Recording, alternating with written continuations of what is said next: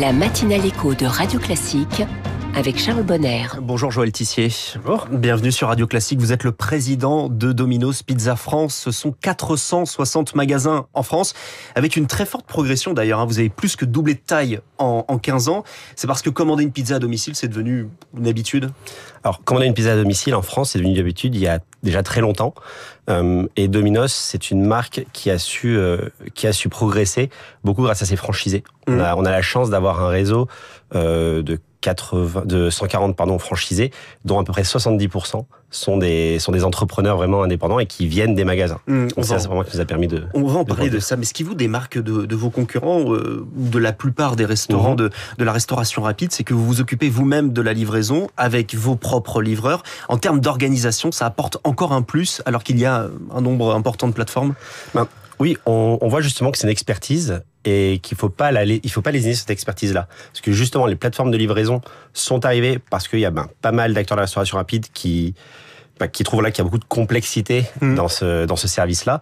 Et nous, on a à cœur justement de toujours mettre l'accent dessus, parce que ce sont nos propres livreurs qui sont en CDI, des gens qu'on peut former en interne, et c'est vrai, c'est une vraie plus-value pour nous. En termes de coûts d'ailleurs, puisqu'il y a une partie de vos salariés qui doit être au SMIC, il y a eu plusieurs hausses successives, ça a provoqué in fine une hausse des prix cette année chez Domino's?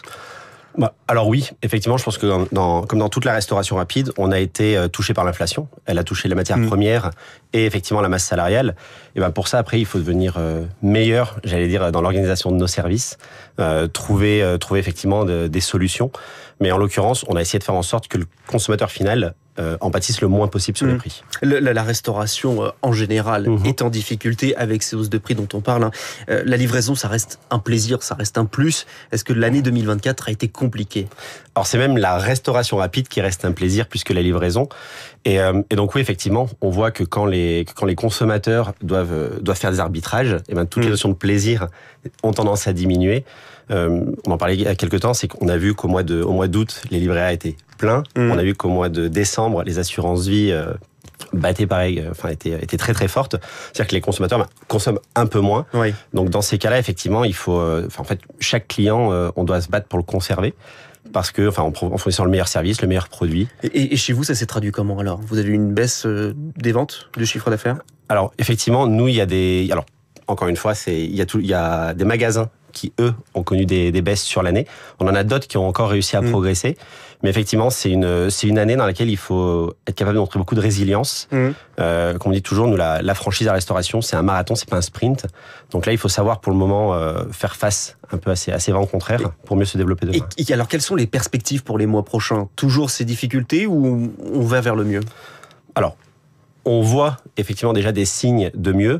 Malgré tout, ça reste difficile et on sait que la prochaine année, là, il va falloir qu'on soit très très concentré sur notre produit, sur notre client et sur nos équipes. Domino's Pizza, comme d'autres enseignes d'ailleurs de restauration rapide, est souvent associé à la malbouffe.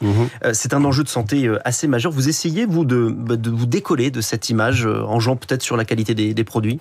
Exactement. Il y a plusieurs axes là-dedans. Tout d'abord, effectivement, on dit toujours, encore une fois, on est un item de plaisir. Donc, on n'a pas vocation à être une consommation régulière. Donc, ça, déjà, c'est un premier sujet. Et ensuite, effectivement, on fait en sorte sur la qualité. Nous, on a nos pâtes à pizza sont faites avec du blé français. On fait appel à des collectivités locales pour les légumes.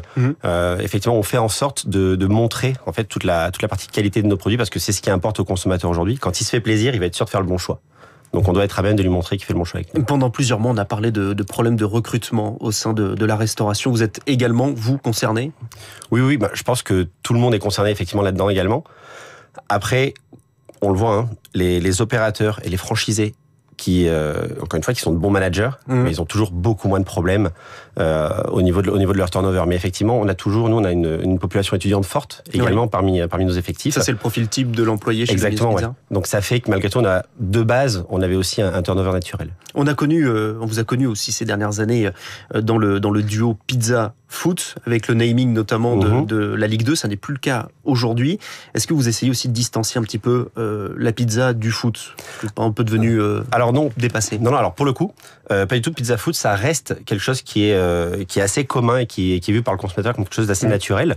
Justement, cette année, on va reconnecter avec le foot, notamment avec une présence sur la Champions League. Oui. Mais c'est vrai que On a essayé à une époque aussi de se diversifier, d'aller aussi un peu plus sur le gaming, de se rapprocher un peu d'autres cibles. On avait lancé une nouvelle gamme de pizzas signature, notamment pour se rapprocher d'une population différente. Donc c'est vrai qu'on a essayé à un moment donné d'élargir le scope de nos consommateurs. Merci Joël Tissier, le président de Domino's Pizza France. Merci beaucoup. Dans Comment j'ai réussi ce matin, il est 6h45.